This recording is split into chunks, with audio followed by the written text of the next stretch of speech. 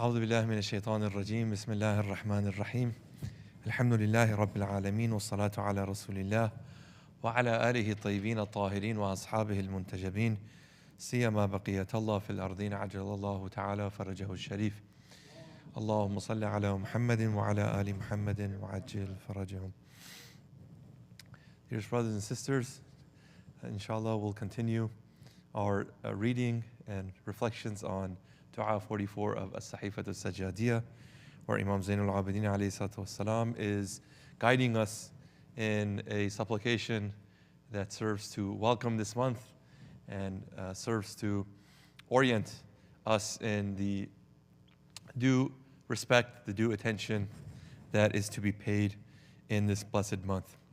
So we were speaking about what it means to walk the path of God, that Allah subhanahu wa ta'ala has blessed us through this guidance. In this second line, Walhamdulillahi alladhi habana bidinihi, O Allah, praise belongs to you who showed favor to us through His religion. Wakhtassana bimillatihi, and has singled us out for His millah, His nation, His creed. Wasabbalana fi subuli ihsanihi, and has also guided us in the traveling on His road of beneficence. لِنَسْلُكَهَا بِمَنِّهِ إِلَىٰ رِضْوَانِهِ, so through this travel we may arrive at His good pleasure. حَمْدًا يَتَقَبَّلُهُ مِنَّا, a praise that He will accept from us. وَيَرْضَى بِهِ عَنَّا, that He will be pleased through it with us. So we spoke a bit about what it means to accept the guidance to be on the path of Allah, and how that differs from the alternative paths that we are presented with throughout our lifetimes. And the key there is really for us to distinguish whether a path is a path that will lead us to our success in life, our happiness in life, our salvation in life, and ultimately proximity to Allah, is whether Allah is pleased with the path that we are traversing. And ultimately, we ask ourselves, in what direction are we moving and to what destination are we hoping to arrive? And though we may, at certain points, be traveling a path that seems to be not the best of paths, a path full of trials, of difficulty, of hardship, but ultimately, if it is done in the pursuit of God's pleasure, sometimes even its superficial presentation may be deceiving, and if we have patience and perseverance upon that, then we will realize really the pleasure of God is found in those spaces. Let's move forward, inshallah. There's a lot to be said for each of these lines. We just hope that this serves as an inspiration for us to further dig deeper in these du'as.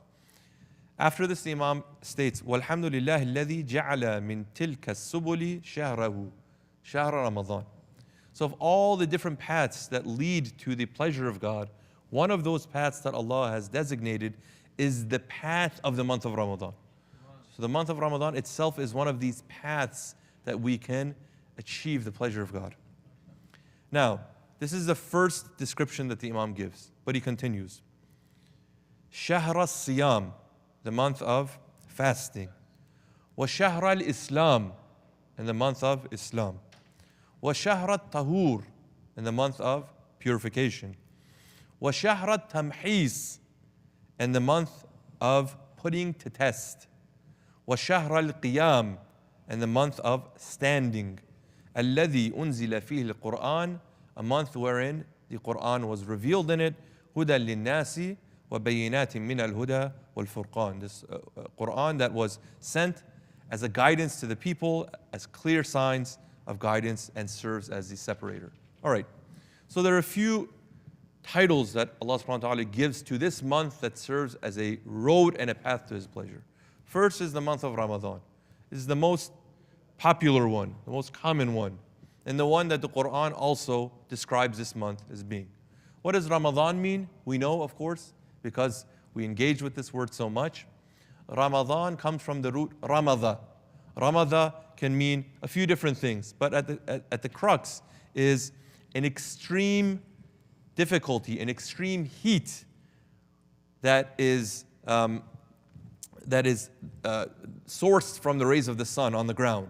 When it's so hot and the ground is just, like on fire because of that heat, that's Ramadan. Also, Ramadan, it refers to the rain that falls at the end of the summer and begins the autumn. So it's a time of change too. Whatever it is, Ramadan serves as a means of purifying. It purifies through the act of burning. It purifies through the act of washing. And both of those are needed in the process of purification. Again, we look to riwayat. Ahlul Bayt alayhimus salam tell us that إِنَّمَا سُمِّيَ رَمَضَانُ Ramadan. This month of Ramadan has been named Ramadan لِأَنَّهُ تُرْمَضُ فِيهِ الذُّنُوبِ. It's because in this month, the sins that we have, the shortcomings that we have, the mistakes that we have, all of these will be somehow effaced, either through the burning or either through the washing. So this is Shahr Ramadan. One small point to make that we see sometimes in riwayat, it says, when you're speaking about this month of Ramadan, be careful to preserve its due respect. In one of the accounts, Ashab were sitting in the presence of Imam al-Baqir alayhi salatu wassalam, Allahumma salli ala Muhammadin wa ala ali Muhammad. And they were speaking of the month of Ramadan. And the Imam, hearing their conversations, allowed them to speak, and at the end made this comment. It's attributed to the Imam that he stated, don't just say Ramadan. That Ramadan this, Ramadan that, Ramadan has come, Ramadan has left. Why? Because Ramadan is amongst the names of God. Ramadan is amongst the names of God. It neither goes nor comes. Surely that which comes to an end is perishable. And the names of God, we know, of course, are eternal. Rather, a person should say the month of Ramadan. So this is an instruction we see sometimes in etiquette that the Ahlul Bayt will give to us when speaking about this month. Not that it's not the name of a month, it is. Month of Ramadan, month of Shawwal, month of Dhul Hajjah. That's true. In one capacity, it serves as in that purpose. But in addition to that, it's also a name of God. So to put that due respect is a reminder that this title is not just about differentiating this month from another month. That before it's Sha'ban and after, it's no. It is a month, it is a time where the name of God manifests. Okay, so that's Shahr Ramadan. The Imam also says Shahr Siyam, the month of fasting. Okay, we know this is the month of fasting. The most fundamental practice that we have in this month is the month of fasting. And we've already heard many a times, but as a reminder for all of us, the fasting, of course, is not just the abstaining from those things that we have in the Risala. Those are requirements. Without those, the fast becomes invalid. Right? And in Islam, all of you, of course, are, mashallah, mu'mineen, you know. There's a minimum that we have to preserve in all of our religious practices and rituals for it to be accepted. I can't perform the salat without wudu, or a replacement for the wudu, the tayammum or ghusl or whatever. But without that purification, the prayer itself cannot be conducted. But just because I have that outer purification, it doesn't mean that I have completely exhausted the benefit to be gained from conducting the prayer. Same thing with the fast. You have some basic external outer requirements that without them the fast is not accepted. If you eat, your fast is invalid. Right? But in addition to that, Ahlul Bayt tell us that you want to move past just the requirements that allows you to perform the fast. It's the bare minimum. And because of that, they tell us to enrich your fast by taking it to the next steps. And look at what it means to fast in each of your faculties in life. Right? So we have riwayah from Imam Sadiq alayhi salatu wasalam. It's been attributed in Al-Kafi, Allahumma salli ala Muhammad wa ala Muhammad, in which it's been narrated that he said, إِذَا صُمْتَ فَلْيَصُمْ. When you fast, then fast with what? سَمْعُكَ وَبَصَرُكَ وَشَعْرُكَ وَجِلُّكَ. So fast with your hearing, with your vision, with your hair, with your skin. وَعَدَدَ أَشْيَاءَ غَيْرَ هَذَا. And even things more than this. وَقَالَ لِيَكُونَ يَوْمَ صَوْمِكَ كَيَوْمَ فِطْرِكَ. And he said, let not your day of fasting be like the day of you're not fasting, the day of you're breaking the fast. So again, it's a call to think of what it means to have that restraint, to have that focus and attention with all the things that we have. I don't know what it means for my skin to be fasting, but I'm sure there's some maybe a deeper meaning there. But what I can understand is the Imam is saying, don't just think that fasting is your stomach not eating anything or your mouth not drinking anything.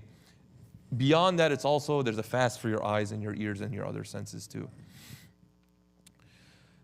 Again, we have affirmations of this in riwayat and ahadith from the Holy Prophet. In one account, it says that the Prophet, peace and blessings be upon him, was with people and he was listening to a woman that was speaking ill of another person.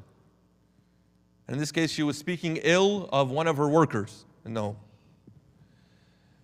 And she was fasting. So the Prophet, having observed this, invited this woman to food. And essentially, she said, eat. And the lady turned around and says, I'm fasting. And the Prophet says, no, eat. How can you be fasting when you have insulted your worker and through that have already invalidated the fast, broken the fast? Quran sometimes tells us in clear language, when you speak ill of your brother or sister behind their back, it's not as if, it is truly that you are eating the dead flesh of them, right? So the eating of the dead flesh or the live flesh, both of them will invalidate the fast. So that's again a reminder that even sometimes a poor action, a poor response, a poor behavior, a poor akhlaq will destroy the efficacy of the fast. Now, just as a side, we have to say this, that in case you do make a mistake, you upset someone, you react in a way that's not appropriate, it doesn't mean that you should throw the towel in and start eating. And no, it's just really to bring our attention and our focus to the fact that it's not just about abstaining from eating or drinking. Okay. The third title was Shahr al-Islam. This is a really interesting one. Okay, it's Shahr al-Siyam, sure. It's Shahr Ramadan, sure. Why is it Shahr al-Islam? Okay, so there are a few different ways that this has been understood. And I'm encouraging all of us to think about it. What could Shahr al-Islam mean for this month? Some people have said Shahr al-Islam is because this month of Ramadan, this way, is exclusive to the Muslims. Although fasting is common to people of other faiths, right? كَمَا كُتِبَ عَلَى الَّذِينَ مِنْ قَبْلِكُمْ. Right, so this has come before. But this month in this form is exclusive to the Muslims. So this Shahr Ramadan is for the Muslim people. Okay. Sometimes they understood Shahr al-Islam as meaning Islam submission to God. It's a month of submission. So not like Islam the religion, Islam the pure act of being in servitude of God. So full servitude. It's a month where we learn to do that and we maximize that. Okay. A third understanding that has come is Shahr al-Islam is the month that Islam is on display. So it means what? Islam on display. Fasting is a part of Islam and people are fasting. So Islam is on display. But beyond that, it is an opportunity because people are so attuned to try and purify the servitude that they have to God. That is the time where insiders and outsiders alike should look to observe the truth of Islam. If you're going to get the best version of Islam, you're going to find it in the month of Ramadan. So the Muslim community there really is operating at its peak capacity. So if that's the case, again, what are we asking of God? What are we asking of ourselves? Is this month of Ramadan really organized in a way that we can live and we can show Islam as it truly is? What can we do that allows us to better experience this month of Ramadan for ourselves as Muslims? And what can we do that can better introduce Islam to the society that we live in, the world that we live in, as a result of these actions? So is there some sort of a plan? Is there a strategy internally and also externally that we can advance this? Now, some of the things that I can see are very tangible. You've noticed a lot now, especially in corporate environment, this big acknowledgement of the month of Ramadan, right? You go on LinkedIn, all these companies, mashallah, Ramadan, Mubarak, Ramadan, Kareem, all these things, like really weird companies. And why do you care about these things? But it's become a part of corporate culture, right? Facebook, Meta, well, why do they care about Ramadan? Maybe they care about their users because the users care about that they also, but whatever it is, there is an acknowledgement of that. Fine. That's not a bad thing. It's not a bad thing.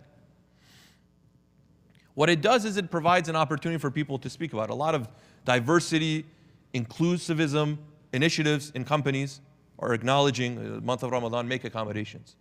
So at the very least, the things that we should be doing, alhamdulillah that we're doing it, is to not make a fuss about it, but is to kind of speak up and present ourselves. Now, there's probably a better and a worse way of doing it. Sometimes these diversity, inclusion initiatives, if you say too much, too fast, it's they can't handle all that much. So it may, draw attention to you the wrong ways. So you gauge your corporate culture and figure out what the right way of doing it is. But what the Muslims should not do is to hide under the shell and say, yes, it's Ramadan, I'm happy. No, it's the month of Ramadan, I'm fasting. There's maybe a difficulty. Maybe my hours will shift. Instead of starting at 9, can we have our meetings from 10 or from 11? That itself is an opportunity. Most times that I've mentioned Ramadan, my coworkers will ask, oh, okay, what do you do? Oh, I fast. Oh, interesting. You can't eat, right? Yeah. You can't drink either? No, I can't drink. Wow, how is that possible? How can a person do that? And not only I do that, my children do that. How can your kids do that, So there's a curiosity there. First of all, how can you do it? Beyond the why is always the how, is the astonishment of the how. And then the why. Why are you doing this? I've seen people take a fast maybe for 1 day, 2 days, maybe a cleanse, whatever, 30 days every year. See, it's an opportunity to introduce, to impart that knowledge. And you're not trying to convert anyone, but it's interesting to a person that you sit next to each other and you perform sometimes the same task, but one person is doing it fasting from sunrise to sunset and the other one is not. How can you do? Why are you doing that? See? Shahrul Islam. So that's one kind of like dimension of it, but there are also other dimensions too. Now the dua will speak about it. The introduction of ourselves, or the kind of like making connections with the neighbor, with the community, with the township, this happens here. Now I know different communities, different centers run things differently. Sometimes they have night of Ashura, mayor comes, whoever comes. People like it, don't like it, fine. Night of Qadr, maybe a politician shows up, people will not like it, whatever. But the month as a whole should also be an opportunity for us to engage the local community. Hey, it's a special month for us.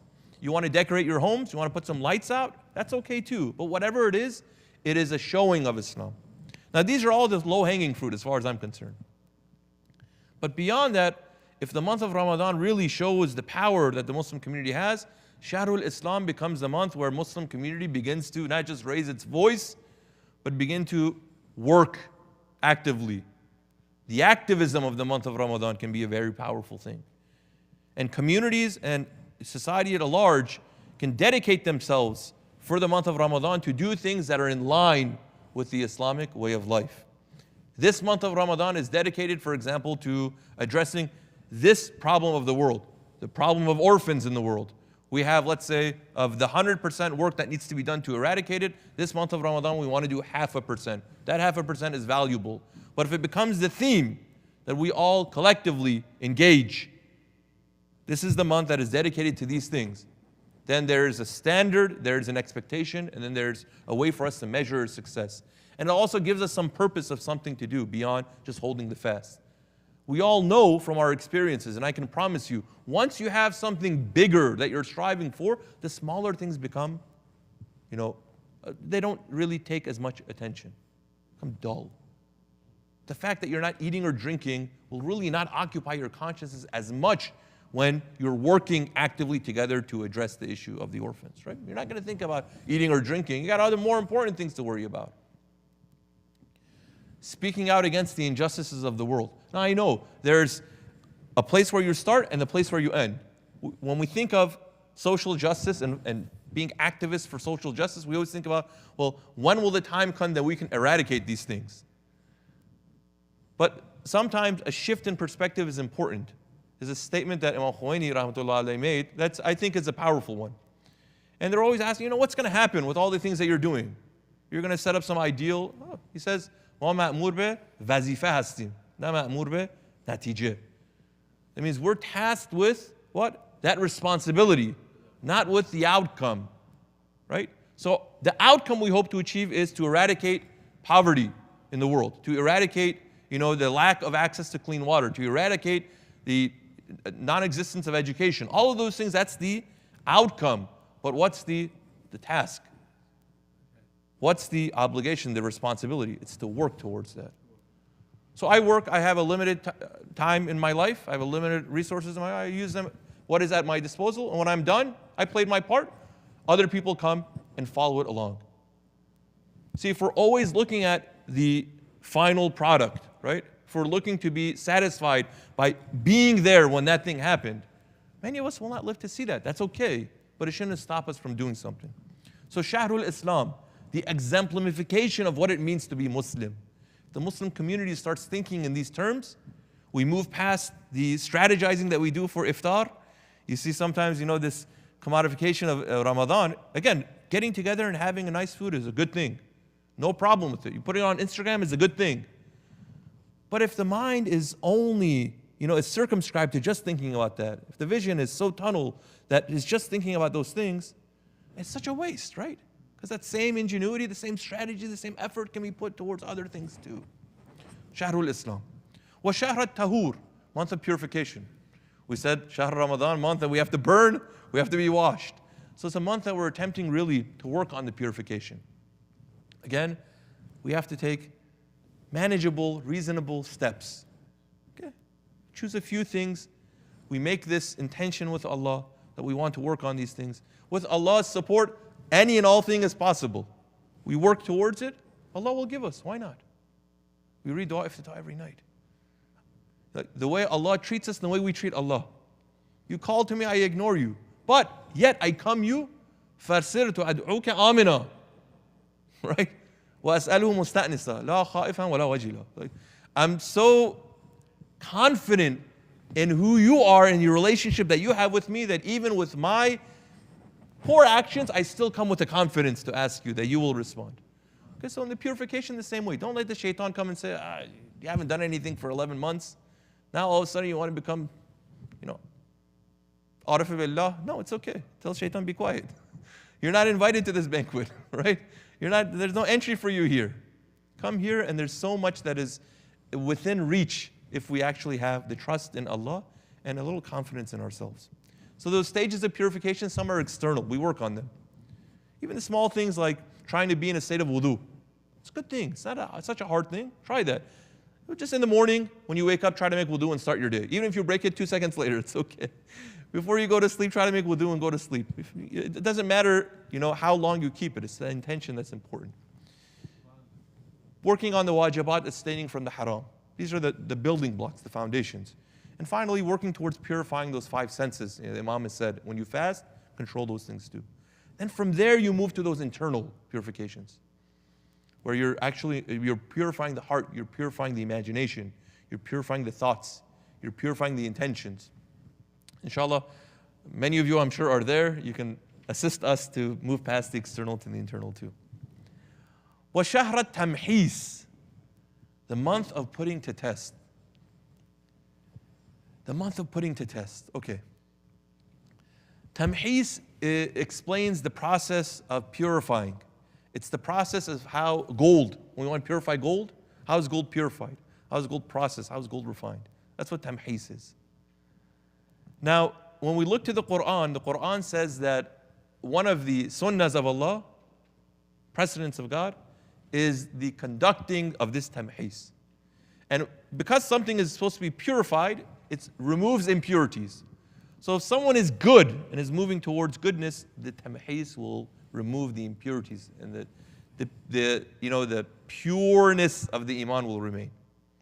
The person who is at core evil, shar, the tamhis will also remove those impurities and present it as it truly is. Now, we don't want to get into it in a kind of like an essential sense of, I thought all things are good because Allah created. Let's kind of bracket those theological questions for a moment and just think about how people are presenting themselves and how people are acting in the world. Quran says mu'mineen will undergo tamhis. Let me read just these first few ayahs, and inshallah we'll end there. If we look, Allah subhanahu wa ta'ala, in starting from ayah number 133. I'll read them, inshallah, then we can review tomorrow night too. Bismillah ar-Rahman ar-Rahim. وَسَارِعُوا إِلَى مَغْفِرَةٍ مِّن رَبِّكُمْ وَجَنَّةٍ أَرْضُهَا السَّمَاوَاتُ وَالْأَرْضُ أُعِدَّتْ لِلْمُتَّقِينَ. Okay. Hasten towards the forgiveness of your Lord, and a paradise as vast as the heavens of the earth that has been prepared for the practitioners of taqwa. Okay. So we're talking about muttaqin here. الَّذِينَ يُنْفِقُونَ فِي السَّرَّاءِ وَالضَّرَّاءِ. The people who give in private and in public. وَالْكَاظِمِينَ الْغَيْظِ. They're able to suppress their anger. وَالْعَافِينَ عَنِ النَّاسِ. They're able to forgive the peoples. وَاللَّهُ يُحِبُّ الْمُحْسِنِينَ. Allah loves the good doers. Okay. So again, speaking of muhsinin. وَالَّذِينَ إِذَا فَعَلُوا فَاحِشَةً. These muttaqin. Mu'min, muttaqi, muhsin. When that person does a fahisha. So look, Quran is already saying, none of you are perfect. In the process of you elevating your taqwa and practicing, you're going to make a mistake. When the fahisha happens, أَوْ ظَلَمُوا أَنفُسَهُمْ, or they wrong themselves, ذَكَرُوا اللَّهِ. They remember Allah. Even in the moment that you're making the mistake, let your mind go to Allah. Let your mind not turn off. In the middle of the action, in the middle of your anger that you're, responding to someone, yelling at someone, telling them off, doing something you're not supposed to, saying something you're not supposed to, seeing something you're not supposed to, eating something you're not supposed to, in that moment, still remember God. The weakness is that we can't control ourselves, right? We just can't, we don't have the willpower. The mind should still be focused. Sometimes when you get older, your mind is still young. There are things you want to do, but your body just will not accompany you. When you play sports, right? Sometimes your mind is moving so fast, but your body is moving much slower. Same way when we're doing these things. The mind is connected to Allah. It remembers Allah, but the nafs, unfortunately, has not been trained and is not strong enough. It does those things. Okay. They remember Allah. فَاسْتَغْفَرُوا لِذُنُوبِهِمْ. So they seek repentance for the mistake that they've made. وَمَنْ يَغْفِرُ الذُّنُوبَ إِلَّا اللَّهِ. And who should accept the repentance other than Allah?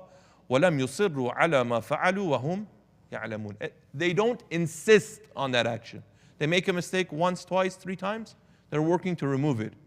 They're not indifferent towards the committing of that indecency. And indeed, Allah, they knowingly do not persist in those actions. Okay. أُولَٰئِكَ. These kind of people, جَزَاؤُهُمْ مَغْفِرَةٌ مِّن رَبِّهِمْ. Their reward is the forgiveness from their Lord. وَجَنَّاتٌ تَجْرِي مِن تَحْتِهَا الْأَنْهَارُ خَالِدِينَ فِيهَا. Again, reaffirming. They will be rewarded with these gardens that streams flow underneath them. وَنِعْمَ أَجْرُ الْعَامِلِينَ. And so good is the reward of the actors, the doers. قَدْ خَلَتْ مِن قَبْلِكُمْ سُنَنٌ فَسِيرُوا فِي الْأَرْضِ. Before you were certain precedents, divine precedents that passed. فَسِيرُوا فِي الْأَرْضِ. Travel the earth. فَانْظُرُوا كَيْفَ كَانَ عَاقِبَةُ الْمُكَذِّبِينَ. Go see the outcome of those who denied. هَذَا بَيَانٌ لِلنَّاسِ. This is a explanation for mankind. وَهُدًى وَمَوْعِظَةٌ لِلْمُتَّقِينَ. It's a guidance and is an admonition for the practitioners of taqwa. Okay, so all of this is said, and then it's saying for you, muttaqeen, here now, let me explain some of the challenges you're going to have in life. وَلَا تَهِنُوا وَلَا تَحْزَنُوا. Do not weaken or do not grieve. وَأَنْتُمُ الْأَعْلَوْنَ إِن كُنْتُم مُؤْمِنِينَ. For surely you shall have the upper hand should you preserve your iman. See, when you've made that commitment to practice taqwa, taqwa is like a shield, a protection that you have of yourself. It's a consciousness, right? When you've decided to do that, these are the things that you're promised. And this is how you kind of go through those steps. Because you've oriented yourself this way and presented yourself this way in larger society, you will be the subject of not just criticism, but of attack, of humiliation, possibly. Why? Because you pose a threat. You pose a threat to the norm of people who generally fall in line and they follow. I don't want to say sheep, maybe that's like disrespectful or demeaning, but whatever it is, a person who thinks for themselves and has a spiritual program that protects themselves, that's dangerous to the status quo. Why? Because those people who sit atop, the elites, they don't like people who are going to think for themselves and do things differently. In yamsaskum qarhun, if a wound afflicts you, not just a discomfort, if you get hit and you take, some damage, if a wound afflicts you, فَقَدْ مَسَّ الْقَوْمَ قَرْحٌ مِثْلُ. Know that people before you, other individuals, have also taken those wounds. You suffered a loss, you suffered a setback. Others have also experienced that. Your comrades in Iman, your comrades in Taqwa. وَتِلْكَ الْأَيَّامُ نُدَاوِلَهَا بَيْنَ النَّاسِ. We make these times turn for the people, right? This one day for you, one day against you. وَلِيَعْلَمَ اللَّهُ الَّذِينَ آمَنُوا وَيَتَّخِذَ مِنْكُمْ شُهَدَاءَ. So Allah may know the ones who have Iman and may take from amongst you witnesses. وَاللَّهُ لَا يُحِبُّ الظَّالِمِينَ. Indeed, Allah does not like the oppressors. Here, all of this Allah said, وَلْيُمَحِّسَ الَّذِينَ آمَنُوا وَيَمْحَقَ الْكَافِرِينَ. وَلْيُمَحِّسَ الَّذِينَ آمَنُوا وَيَمْحَقَ الْكَافِرِينَ. All of this Allah said you're going to experience, so the process of purification is complete. Through these wounds, these difficulties, these trials, these hardships, these losses, Allah will purge you of your indecencies, of your impurities, and what will remain is pure. The tamhis then is the reception of the hardship that serves to purify us. And it is different in nature and in kind from the hardships that we proximate to ourselves, attract to ourselves, not through the practice of taqwa, but through the dismissal of that. Those two are not the same. Let's end here, inshallah, because the time of adhan has come. Inshallah, tomorrow we'll continue with this dua. We have a few more days that we'll engage with this, and then we'll transition to the next subject. Walhamdulillah Rabbil Alameen, wa salatu ala Rasulillah, wa ala alihi at-tayyibin at-tahirin. Salawat.